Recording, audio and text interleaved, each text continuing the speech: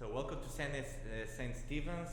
Um, Today's musicians, Larry and Jennifer Stomberg, will be performing music written for two cellos, and it features a variety of eras and styles.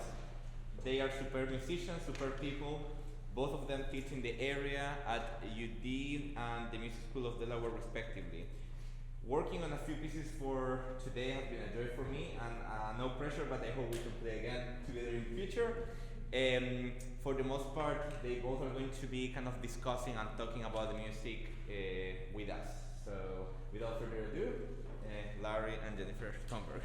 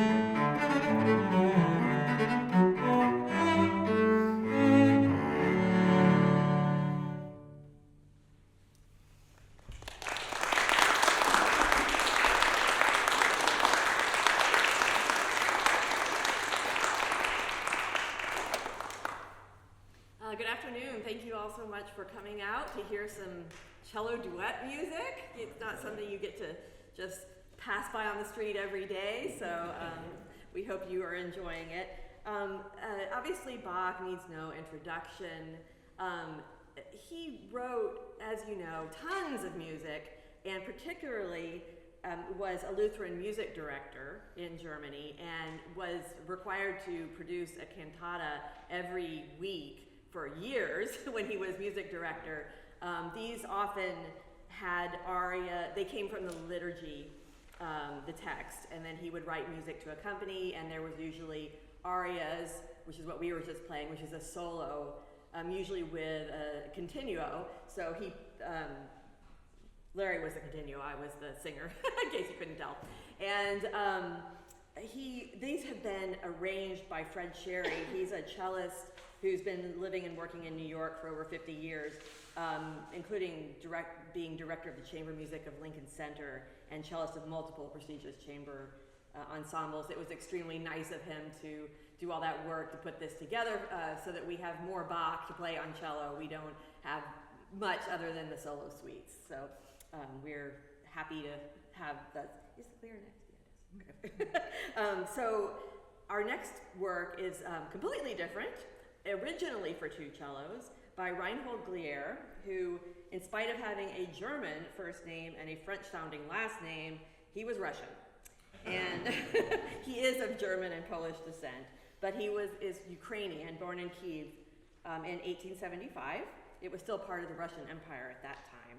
He was a violinist, but started composing quite early and successfully, and he had quite a range. He composed everything from opera, chamber music, ballet, orchestral works, including the first cello concerto written by a Russian composer, written for Mstislav Rostropovich. So he spent time as conductor and director of music conservatories in the USSR.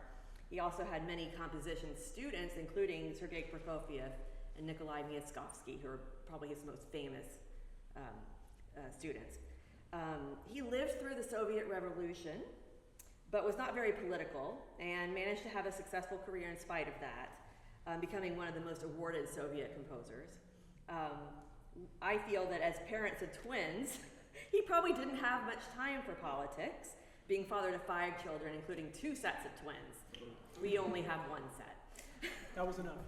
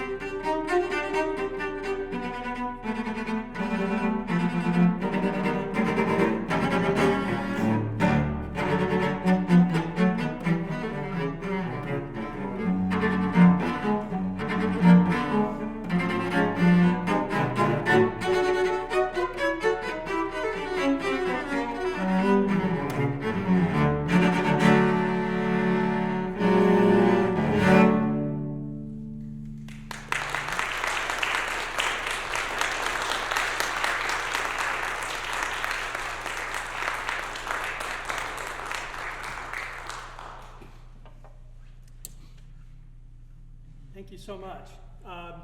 As we bring Claudio Espejo up with us, we're very excited to be working with Claudio, thankful to be here with you today and to be working with this wonderful pianist and organist, as you'll hear later as well. So we'll do the next sort of three as a set. I'll talk about the next three. We're going to be playing the third movement of four, the slow movement, an arioso, of a suite by Giancarlo Menotti, who, if you know anything about Giancarlo Menotti, it's likely that you know his operetta called Amahl and the Night Visitors, which is very popular at Christmas time, which Menotti wrote earlier in his career. And he wrote a number of operas, many of which are not nearly as regarded as they used to be, but still a wonderfully inventive, wonderfully melodic and tuneful composer. And he befriended, through his work, starting a festival both in Italy and the United States called the Spoleto Festival.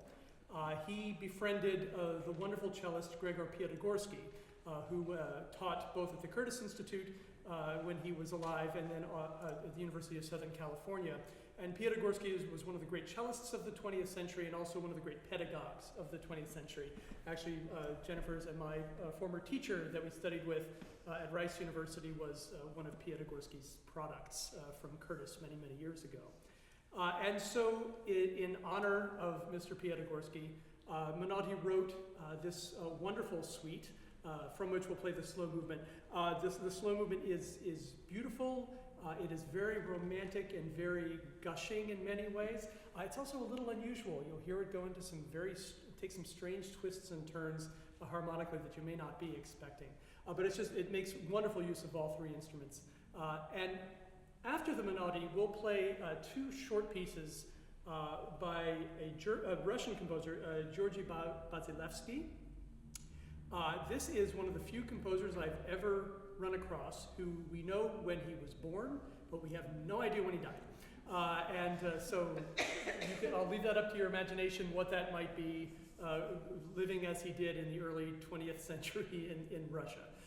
But wonderful composer who we know nothing about. I have scoured the earth. I see one of my colleagues here who's a musicologist.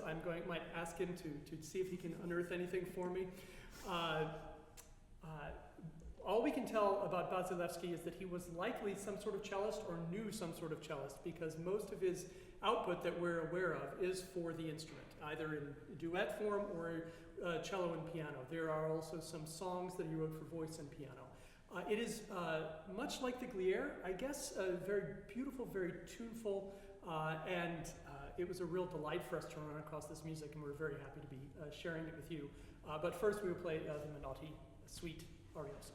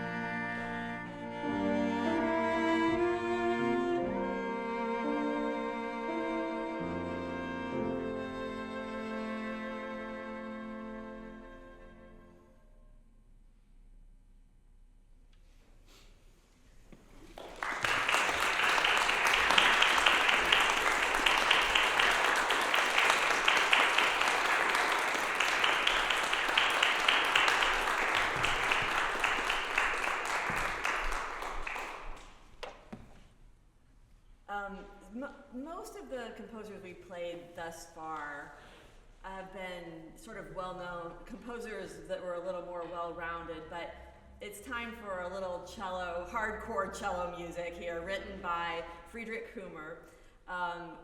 He was the son of an oboist, and an oboe was actually his first instrument.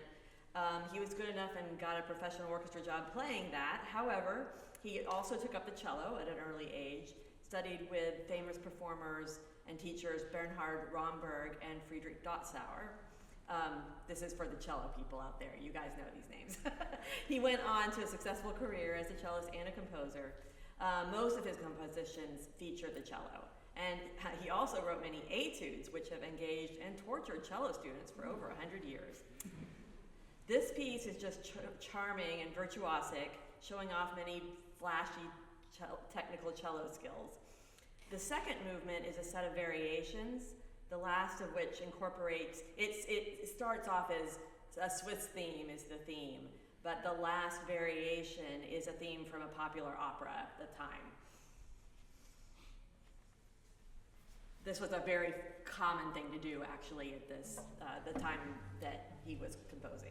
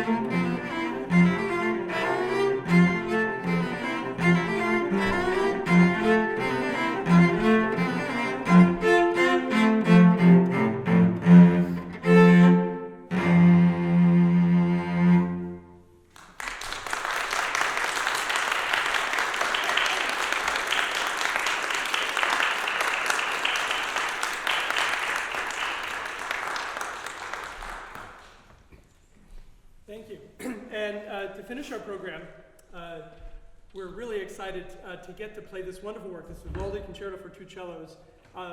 Jennifer and I have played it a number of times together. This is our first time getting to do it with organ, which is a real treat, and just really, really wonderful. You'll actually hear an interesting thing about that period of time when Vivaldi lived and a little before. When we were just having this conversation at dinner a couple nights ago about the tuning frequencies of our instruments. String instruments tune usually at a pitch where it's the number of hertz is 440. And so A440 is what is normally thought of as the pitch A, which is what most string players tune to. What you're going to hear, we're going to have to tune our pitches down a little bit to meet with the organ here, which is a little bit lower than that. And actually at the time, in Vivaldi's time, in the Baroque and a little bit before, whatever the town's organ was at its cathedral, that was the A. It didn't matter however many hertz it was, that was the pitch that you got. And so we're going to do a little bit of that, and this will be a bit of period practice for us here to tune ourselves down. Just a little bit about this piece. Many of you, I imagine, have heard Vivaldi and maybe really love a lot of his music. He was an extraordinarily prolific composer in his day, though a lot of his music did not survive for a while. It was popular in his day. He was a wonderful violinist himself. In fact, some very snarky critics said he's a wonderful violinist and a mediocre composer. And then after he passed away, his music was largely in a bit of obscurity until there started to be a little bit more scholarship into the music of Johann Sebastian Bach, who we started the program with. And people realized that Vivaldi was an enormous influence on Bach and his music. In fact, Bach would transcribe a lot of Vivaldi's music, and there was a lot of admiration there. So Vivaldi's music started to have a bit of a renaissance, if you will. And this concerto for two cellos is one of about 500 or so that he wrote for a variety of instruments, largely for violin. There are hundreds for violin. And then all sorts of other instruments, including unusual instruments, bassoon, piccolo, all kinds of things. And they're all brilliant and sparkling and wonderful. This is an interesting one in a minor key. It has some very serious moments in it. It has a little bit of dueling that you'll see between the two cellos. And at times it is really as much a trio as anything else. So we hope you really enjoy this lovely piece by Vivaldi after we got our instruments tuned down to the organ's pitch.